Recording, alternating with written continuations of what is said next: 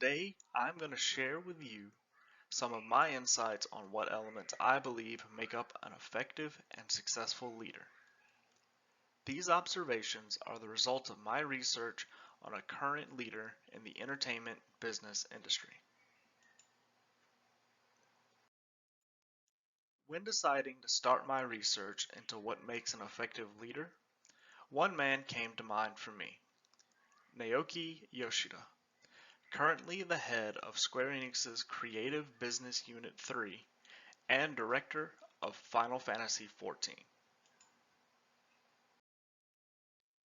Yoshida-san's path to being an effective leader started when he got his job at Hudson Soft Company, a company that had produced titles he had always loved as a child. There he worked as a director and as a designer.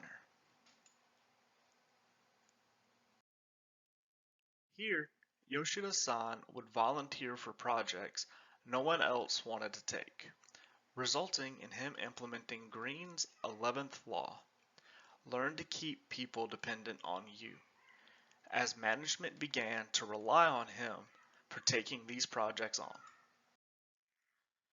Although his time at Hudson turned out to be rather short, after he discovered one of his managers believed that games were only for children.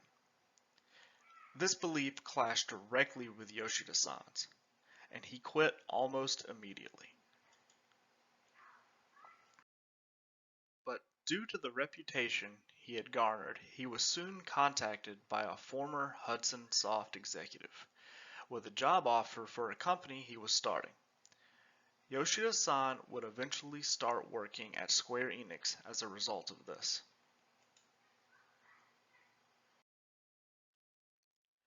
After a few years of working at Square Enix, he began to hear some rumblings that one of their newest projects, Final Fantasy XIV, was failing, so he reached out to the company president about it.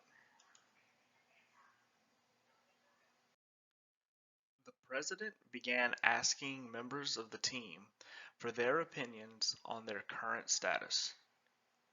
Some insisted that they were fine, while others actually requested Yoshida-san by name to join the team and help them fix the game. Yoshida-san was placed on the team, replacing the two previous supervisors and taking on both of their roles. And his first announcement was that they were going to have to relaunch the game in order to fix it properly. This is where Yoshida-san displayed Green's 28th law, act with boldness. He came in to an already established team and came up with the unprecedented solution of relaunching an MMO. It sounded insane to most people. Maxwell describes vision as the ability for a leader to see more and before other people. And that was the key to Yoshida-san's bold new plan. He could see the successful game that could be when nobody else could. So, Yoshida-san came up with two different business plans.